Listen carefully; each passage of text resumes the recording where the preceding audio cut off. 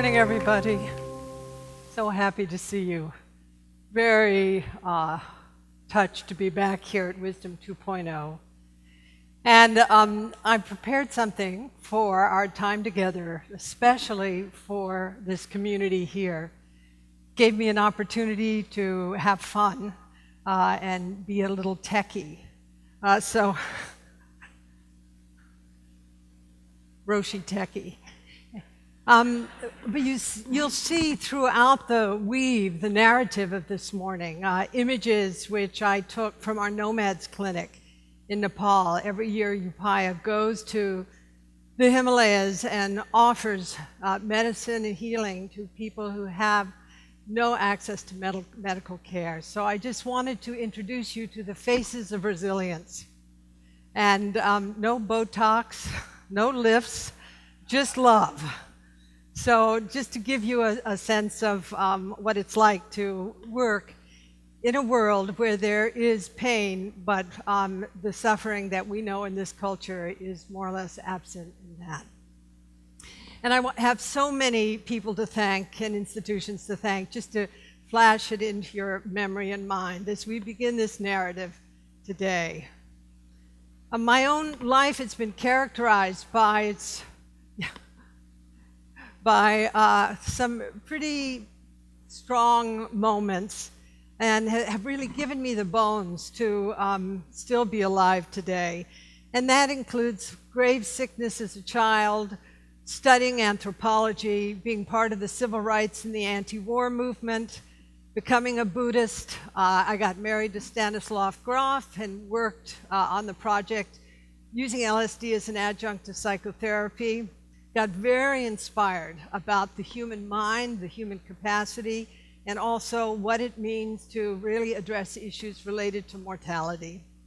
I also was a close friend of the neuroscientist Francisco Varela and had the opportunity to begin a dialogue with him and His Holiness the Dalai Lama, and of course Richie Davidson, who was here earlier, and Cliff Saran, and many other neuroscientists in the emerging field of contemplative neuroscience, and started the Ojai Foundation, then Upaya Zen Center, and was appointed as a distinguished visiting scholar at the Library of Congress in order to have some time to actually look at what is compassion.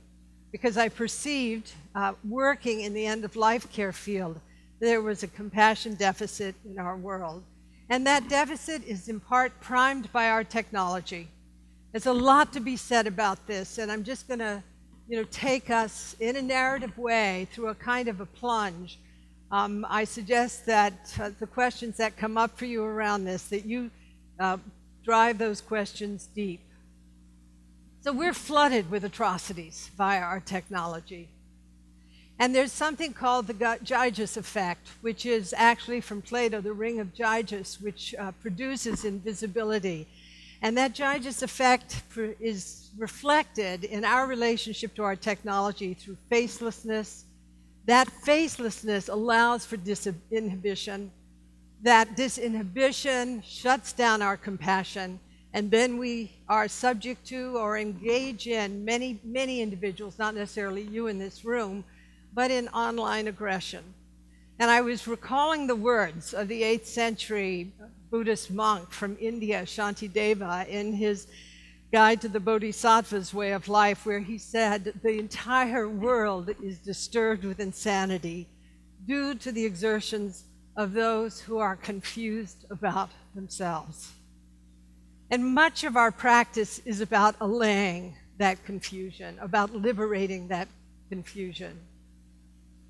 So in the midst of this, how do we develop both resilience and character as we're flooded with images of aggression, of violence, of suffering? And how do we disrupt complacency? Because with such a flood of information coming into our lives through our media, through our technology, through our attachment to our screens, there's a kind of alienation, a kind of distancing ourselves as a result of this flood of content. And how do we make compassion viable? So what will it take, and what does it take Well, the first thing is we've got to get smart about compassion. And we have to understand how it transforms suffering in our world, and we can't be afraid of compassion. And then we have to ask ourselves, is this really true about compassion? It's dangerous because suffering is catching. You can get overwhelmed. It fatigues you. It makes you sick. You can lose your boundaries and so on and so forth, even obscuring. People believe that compassion obscures power dynamics. It prioritizes sympathy over justice, or I really need to take care of myself first. Maybe not. And that's the question that I want us to explore today. Maybe these notions about compassion are misconstruing or creating the ground for misconstrual about what compassion is. So I want us to look at both why and how we shift the meme of compassion and how we make compassion a priority for you, for our kids, for our communities, and for our companies. How do we get there? There's always got to be a way. There are basically 4 steps and a secret 5th. The first is the step of meaning.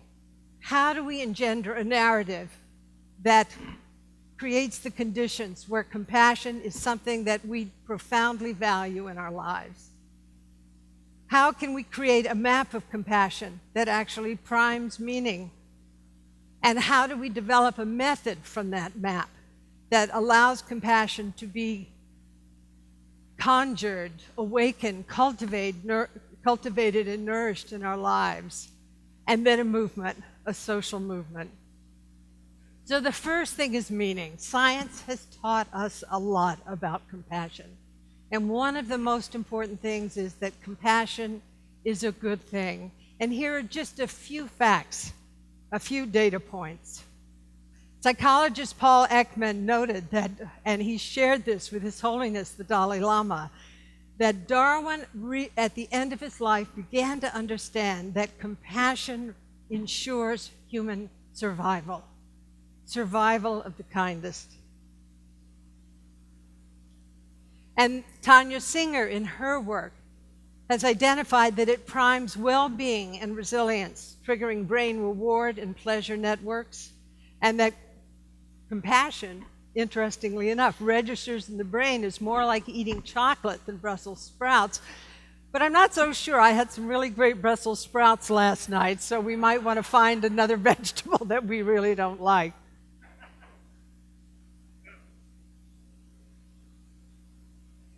And helping others makes us happy. Elizabeth Dunn, in her study, found that participants who spent money on others experienced a greater sense of well-being than those who spent money on themselves. Well, it's time to open those pockets. And it's health promoting, lowering inflammation level, strengthening immune response, and helping us with recovery from illness. Compassion, according to Sarah Conrath, really enhances longevity by reducing stress. For example, her research indicates that volunteers live longer than non-volunteering peers if their reasons for volunteering were altruistic rather than selfish. And I think in this regard of Nicholas Winton, 105 years old. In the Second World War, he saved 669 Czech children and did this just selflessly and really kept it hidden for years until his wife discovered his logs up in the attic.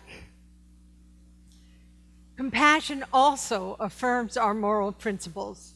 When we restrain compassion, our moral identity is impaired.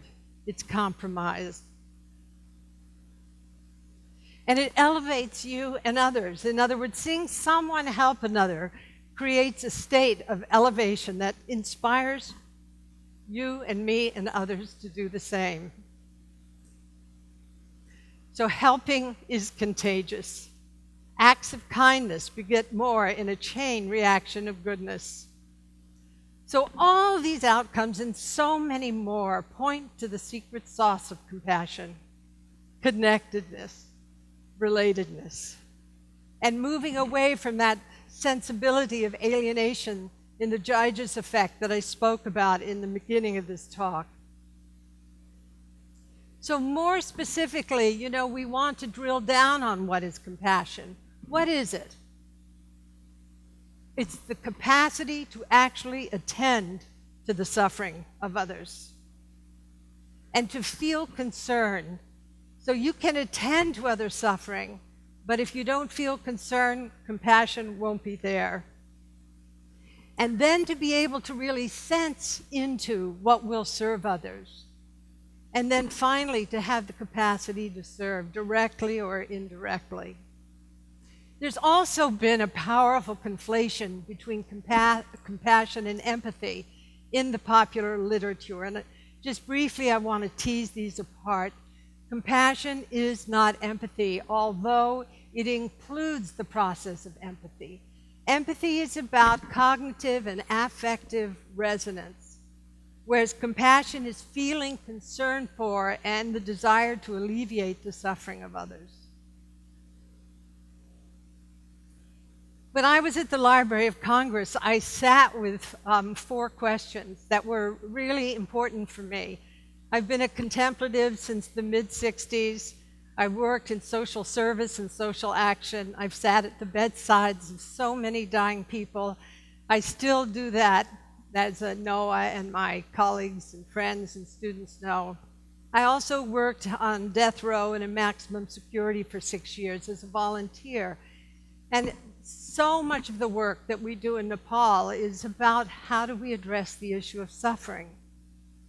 And I went to the Library of Congress and I sat, in this office in view of the Justice Department, by the way. And I sat with this question of, can there be compassion without attentional and affective balance? Can there be compassion without intention? Intention that is fundamentally altruistic, and insight. Can there be compassion without a metacognitive perspective? And can there be compassion without embodiment and engagement? And I've written a number of journal papers about this. I won't go into the details, but even the one detail about embodiment, which I want to mention here, because there's been such an emphasis on embodiment in the prior talks. And that is work that Tanya Singer did on people who suffer from alexithymia, which is an autism-related disorder.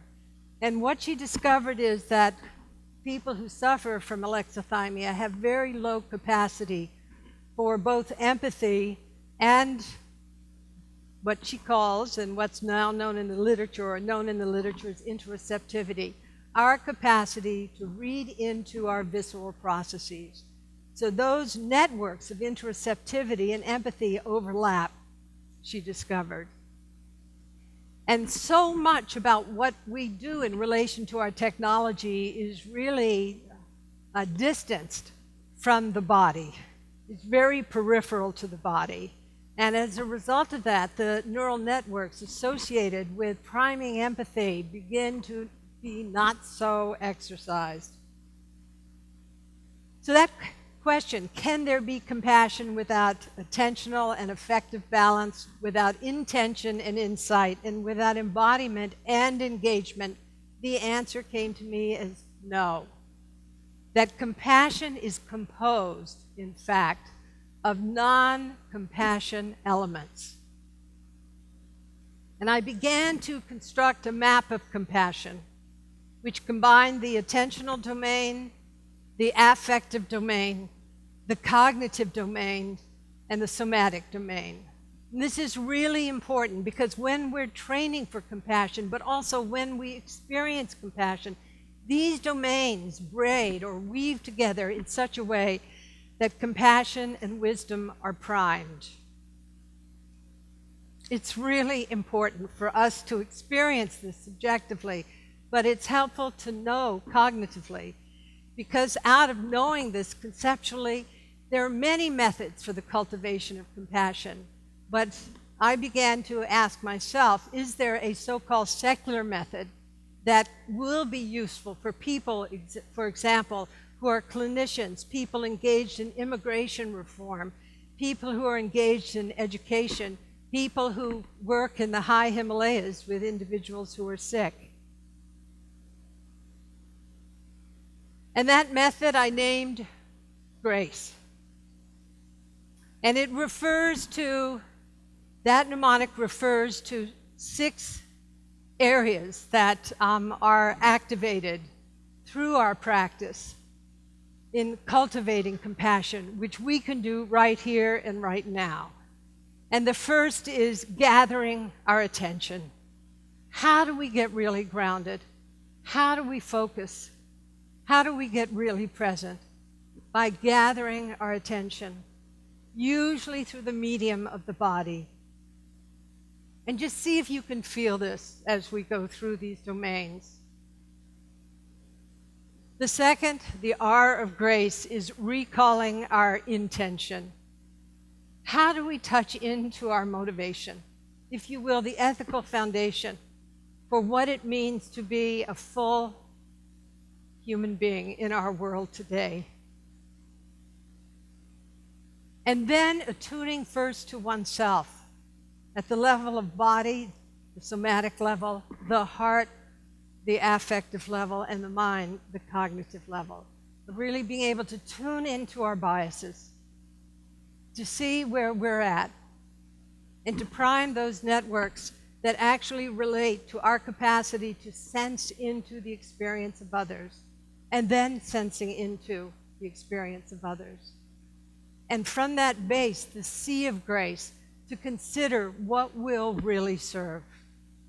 To use insight, metacognition, our basic wisdom, as a means for engaging in interactions in ways that are really principled. And finally, to engage in interaction, to engage with people, to engage with communities, and then to complete that engagement ending. It's pretty cool, don't you think? I agree. And you know, we can do it now. That's the beautiful part of it. We don't have to wait. We can gather our attention now. We can remember really why we're here. We can attune to ourselves and be really present. We can sense into others. We can look deeply into our fundamental wisdom and see what will really serve. And then we engage. I love these words from His Holiness. Compassion is not religious business. It is human business. It is not a luxury. It is a necessity. It's essential for our own peace and mental stability. It is essential for human survival. And I would assert not just human survival, but survival of the many species on our planet in the extraordinary natural environment that feeds all beings. We begin to get a sense that compassion is not only good for us, it's good for our kids, our communities, our environment, and the world. And from the science, if we understand deeply what principled compassion is, and we develop principled compassion, we see that there's no downside. But it is truly, as His Holiness the Dalai Lama has said, it is the radicalism of our time. So what's my wish? Get radical. Start a movement, a global movement. Karen Armstrong is doing this with her Charter of Compassion. Mind and Life is working on this. C-Care is looking at this. Communities and institutions are looking at this, but we need to do this also as individuals. And what do I want from you? I want you to disrupt complacency and engage compassion and spread the news that compassion is a sane, healthy, collaborative, radical necessity. Can you read it with me?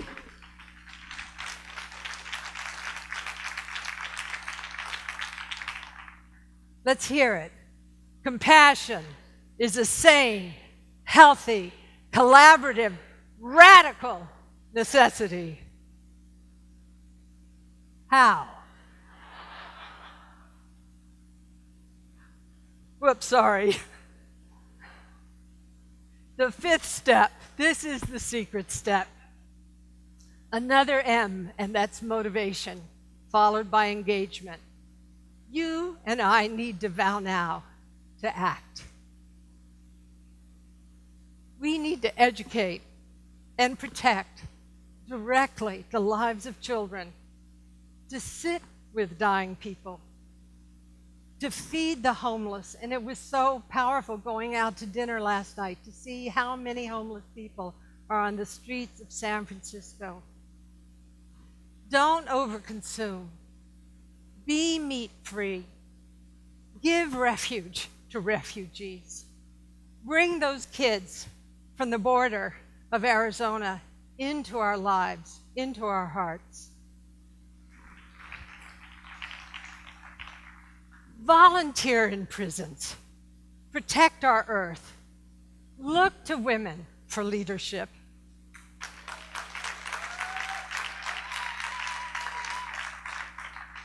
Address issues related in our lives, in our culture, in our society, related to racism.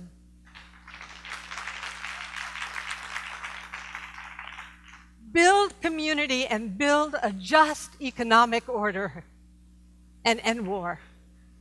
Be a peacemaker. I'm calling you with my whole heart out from behind your screens. Don't let the digital world completely structure your mind.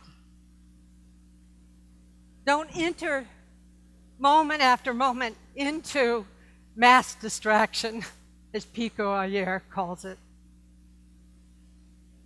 Enter into the vividness of this moment and recognize suffering, the causes of suffering, and see how you as a principled human being can end suffering in your life and in this world.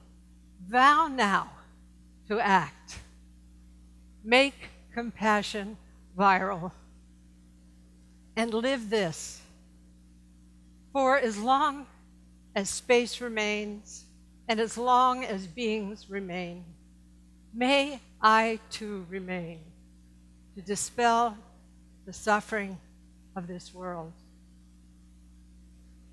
So together, let's you and I explore how our global tech community can create greater means for responsible social and environmental engagement by reframing compassion for present and future generations. Please. Thank you.